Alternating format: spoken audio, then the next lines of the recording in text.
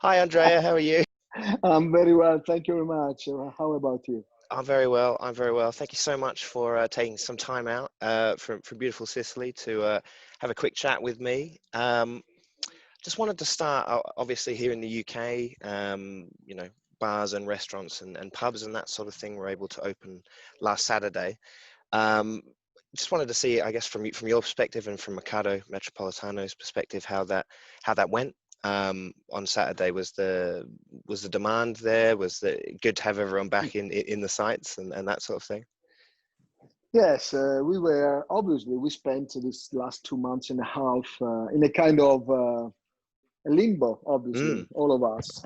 The, the only thing that saved us was our connection with the community. So basically, we kept all of our groceries stores open, and we okay. managed to keep in touch with all of the people that have been coming to us. Obviously, the part of the restaurants and the small trading partners were closed, Hmm. and we helped them, and we basically sustained them during these 2.5 months so we Mm, did not ask for any fee, for any rent also to them. We don't apply rent, but it's a commission fee, as you know, a revenue share model.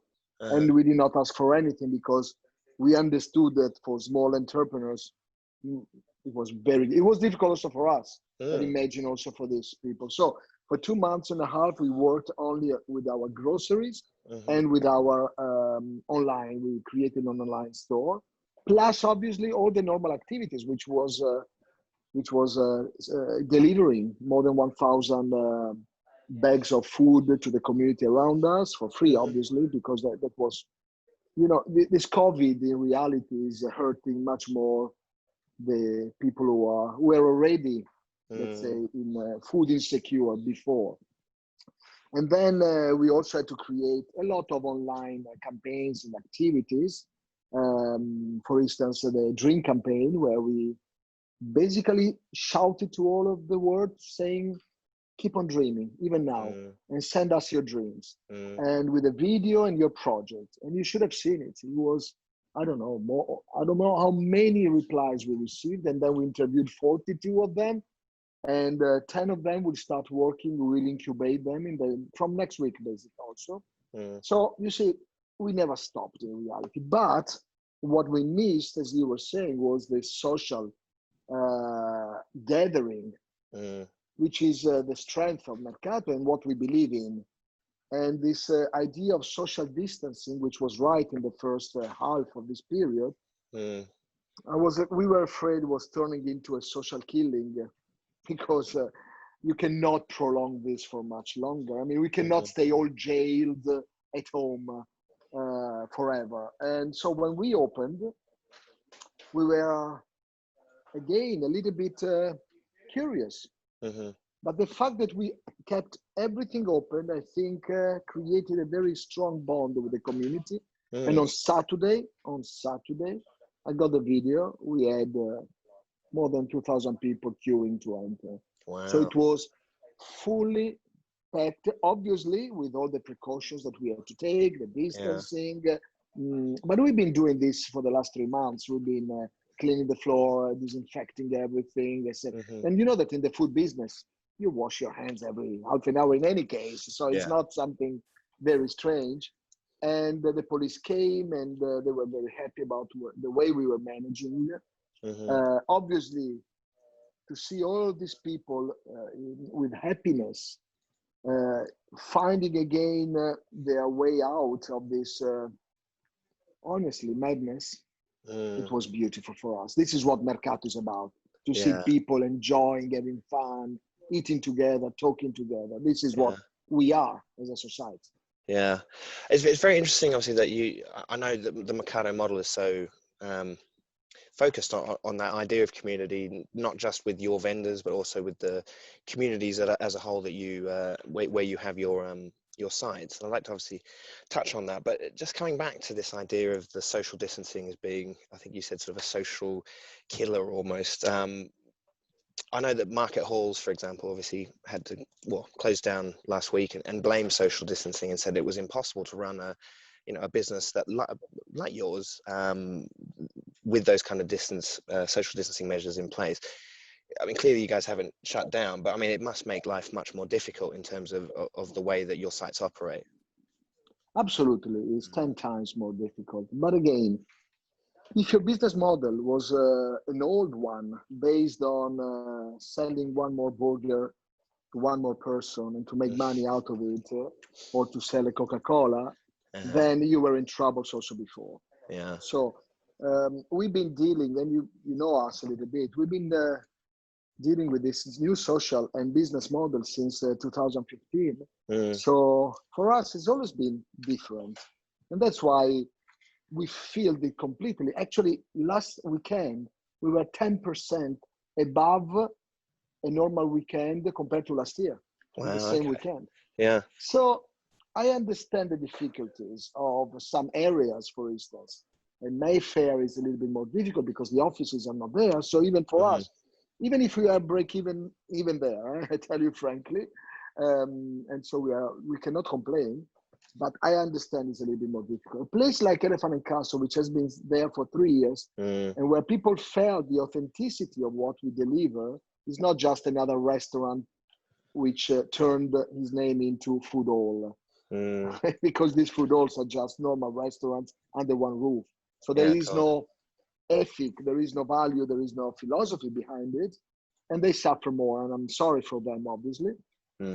But again, it's obviously social distancing is to be blamed, but even more is this crazy apocalypse team, which is creating this incredible fear to anybody, from the government to the media, telling everybody stay home, stay home. I don't understand this, obviously, and this has created a lot of problems, and a lot of chains are closing down. But again, why don't we go and check if their business model was sound before coronavirus? Because that's the issue for me in reality. You've kind of touched on it there. I just want to get a sense of how you think the government here in the UK has handled the pandemic, and whether there's been enough support for businesses like yours and for, I guess, the UK high street more generally.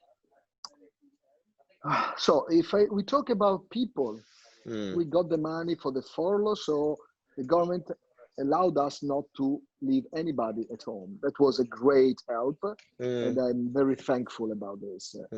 So they helped a lot, honestly. If you talk about some funds to help the business run or stay afloat, I don't think it was sufficient. It was not sufficient. In our case, again, we managed to get a loan from the banks, but only because our balance sheet statements were so good till the day before. So we kept on growing for the last 3 years, and even January and February we were at 35% increase on the year before. So the banks had to give us some help, obviously. So we managed to get some loan, which is a loan. Don't forget, we have to pay back. We have never had a loan in our life. Yeah, we never had a loan. I never worked with banks. And so in that case, I must say that, and even insurance, for instance, they've not been helpful at all. So I also heard about the issue with the landlord and the rent. Again, in our case, but again, it's not now. We've been developing the relation with the landlord since long before coronavirus happened, in a revenue share base, on a revenue share model. So we talked to our landlord, Peabody, Grosvenor, Lendlease, and we had wonderful talks, and we managed to discuss, because they know we are here to stay for 10 years. And so we work together with them. So again, my question is, was the model already wrong before? And this crisis has just exacerbated something that was already there? Yeah. For most of the chains, I think this is the case. Okay. Yeah. And coming back to the help that you gave to your vendors, because I mean, your business is very interesting in that we've touched on, you have landlords, but you're also essentially a landlord to numerous small businesses and startups. I mean, aside from, some of the things you've already touched on, like, I guess, not making them pay rent, and obviously that's more of a turnover based model as is. What are some of the other things you've been doing to kind of help your vendors through this? Because it must have been a terrifying time for a lot of these little businesses that need Mercato to function. Yes, the thing first of all, we opened up our online sales. So we allowed all of them to sell through our online sales. So some of them stayed open to deliver food. Yeah. Then we closed deals directly with Uber Eats and Deliveroo, which is not ideal, honestly. No. But I'm sure the margins are. But in this moment, I think that it was more of a moment to stay afloat and not make money. We know that as an entrepreneur, we know that we have moments in which we make more money, we lose money, but that's the life cycle of a real company. If you want to keep on growing, there's something wrong in your company, obviously, because it means that you're growing on the expenses of someone else.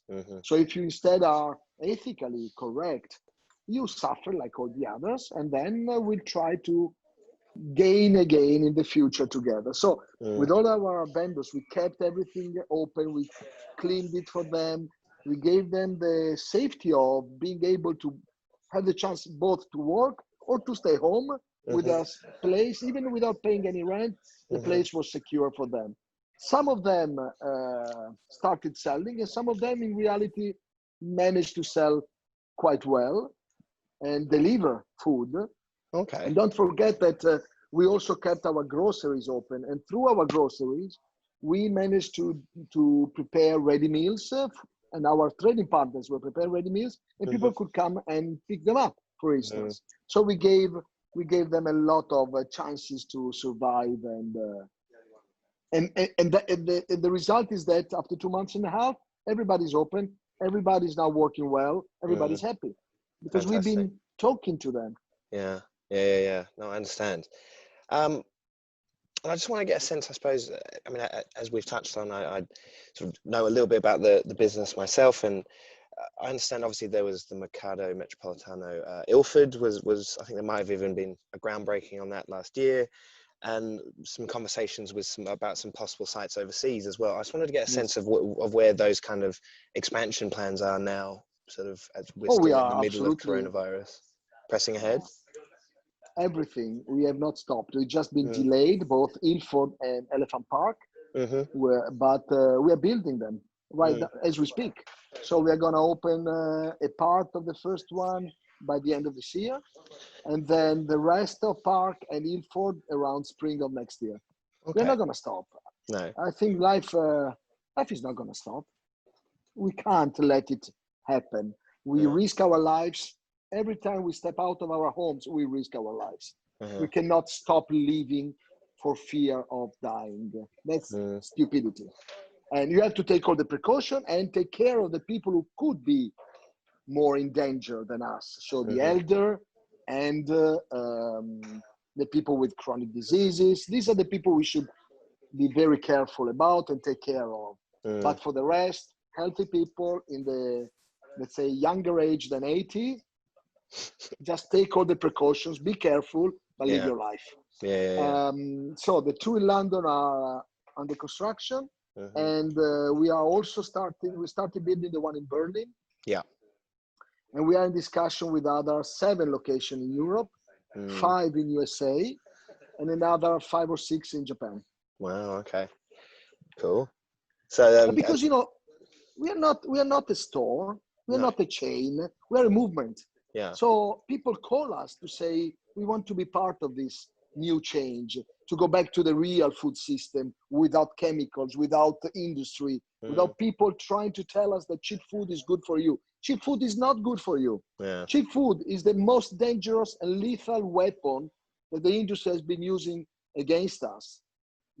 Cheap food is cheap in the moment in which you buy it. It's going to be so expensive for the rest of your life if you keep on eating it, for your health and for the health of our planet. That kind of brings me to the last kind of thing I wanted to talk about, which I suppose is the future of your business, but also of the high street now that we're living with this virus. Obviously things are going to change a little bit, but by the sounds of things, you're very hopeful, I guess, about the future.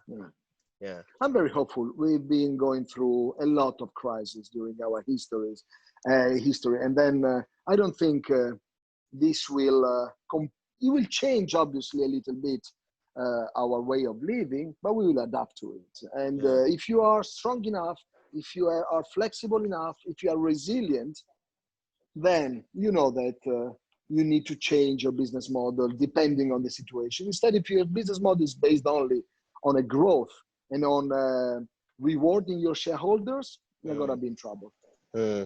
Terrific. Well, Andrea, I really, really appreciate your time this morning. It's been fascinating, and thank you so much. It's a pleasure to meet you, and hope to see you soon in one of our Mercato for a good glass of wine. Indeed, I'm sure you will. Thanks again, and all the best. Thank you very much.